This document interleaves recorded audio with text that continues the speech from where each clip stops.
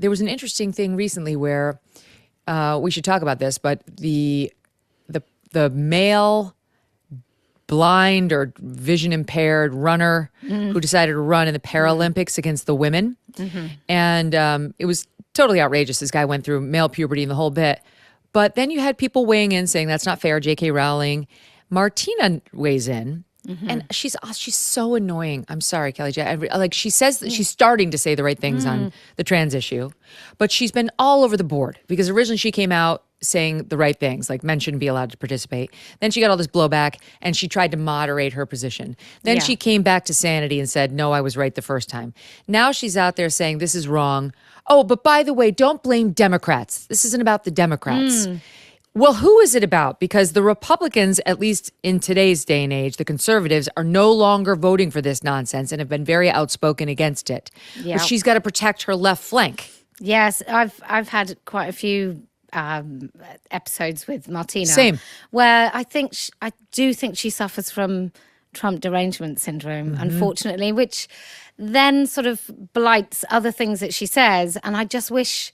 What I don't understand, Megyn, is once you see this issue for what it is, how can you not open your eyes about other things? And even if you end up thinking, I'm still right. I'm still right about those other things and those beliefs that I've always had, at least you have a moment where you examine them. And I don't think she has. I don't get it. I'm still at the place where, and I understand people have got issues. They have to pay their bills. They have to get their kids in school and all this stuff. But I feel like setting my hair on fire and saying, they're mutilating healthy children. They're sterilizing. What? How is not everyone uniting to stop this?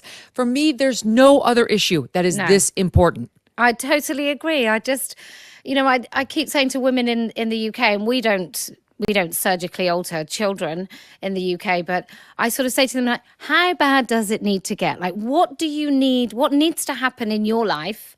Or what do you need to bear witness to that means that you'll actually act? Because like you said, in this country, they literally are children. And I've been told about my language before. You shouldn't really say that because it makes people, I'm like, look, this is not about making people who've had it done to them feel worse. This is about raising the alarm to parents, saying, for goodness sake, this is the danger. This is what happens when you send your kids to school. In certain schools, in certain areas in the United States, they're being fed these lies. And then eventually what happens is radical hysterectomies, children with severe mental health issues, and then physiological damage. That's totally irreparable. It makes no sense. You know what's crazy is YouTube will get in trouble with YouTube for saying, and so we generally play within the bounds of YouTube's acceptable parameters because we want our message to get out to as many people as possible. So I will let this air on SiriusXM and everywhere else as was, and I will now retape the following line for YouTube. They're cutting off the body parts of healthy children. They're chopping off penises and breasts and cutting up vaginas. There we go. That. I guess YouTube likes that better. So there you go, YouTube. Now we can air on YouTube as well. It's crazy, the language policing. But back to the point, people are like, it's amazing to me. In my country and yours, they're still like, I don't know. Well, I think there's still this deeply held belief that if doctors are doing it, then it must be okay because doctors wouldn't do that. But then those same people, who's that sellout? Jon Stewart.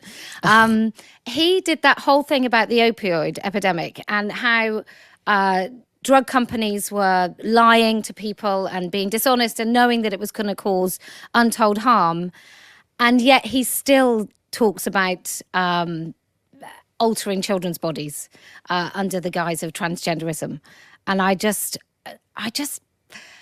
I didn't know there were so many liars. That's what I didn't know. It's so easy to ignore when you don't bother to look up close and personal and listen to somebody like Chloe Cole talk about what this system has done to her and how it's ruined so much of her life and just pretend you're the good guy because you're the tolerant one. Tell it to the women who had to compete against this man in the Paralympics, right? Who already have a disability to deal with. Yeah. They don't need yet another challenge like, oh, there's a man who went through male puberty running against us. And yet that was allowed because inclusion and the IOC and their crazy rules. You and I haven't even had a chance to talk about the boxer at the Olympics, who I realize is not transgender, but is 100% DSD. Yeah. And he was allowed to punch women over and over in the face. And Well, won. I think it's those instances that are more dangerous. I mean, the Italian guy, I mean, is it ironic that he claims to have, he's partially sighted, and then we're all supposed to be a little bit blind to the fact that he's a man? It feels like there's too many jokes in Paralympic there. runner, right. Yeah. So you've got that, and then you've got the DSDs, and really, if we just stuck to the truth that men are men and women are women, and sometimes men have sexual reproductive issues or DSDs, and that means that they're not the same as other men. If we could just be honest that they're still men, then I think we'd just be in a better place all round. But it's these difficult cases that then mean we totally turn everything upside down and end up with just men competing as women. Yes, I know. It happens time and time again. And everywhere you go, you get lectured on tolerance and inclusion and so on. But I know even here at SiriusXM, my assistant told me you remarked on it, and I remarked on it too, publicly, that there's a gender neutral bathroom. Yeah. But when you come out of the gender neutral toilet, you wash your hands with anybody who's in there. Yeah. I don't want to do that. No. And you are one of the people who opened my eyes to the purpose of sex divided bathrooms to begin with. There's a very good reason why we created them.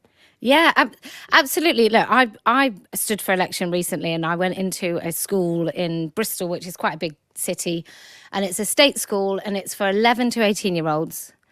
And the toilets weren't just unisex, but they were open. So if you went to the loo in one of the stalls, it's not beyond reason to think that somebody sat outside the headmaster's office could hear you go to the toilet. And then you could come out as an 11-year-old girl, and you could be in unison and walk to the sinks with an 18-year-old man.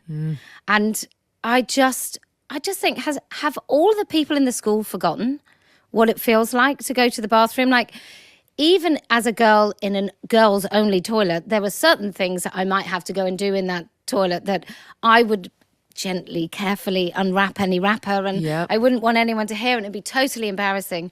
And now we're expecting girls to just put up with having no privacy or dignity whatsoever.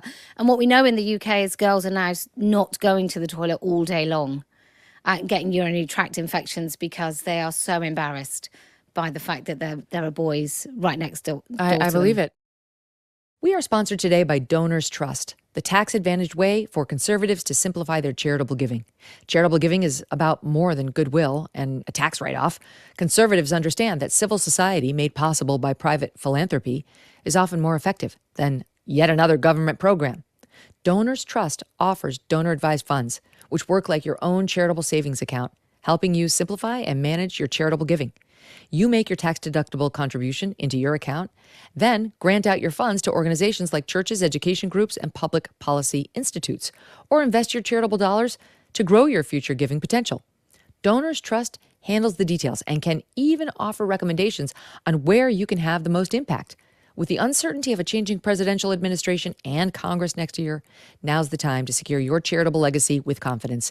Visit donorstrust.org/MK to get your free donor prospectus. That's donorstrust.org/MK to increase the impact of your giving with Donors Trust. Thanks so much for watching. If you like what you just saw, hit the subscribe button for more clips and full episodes.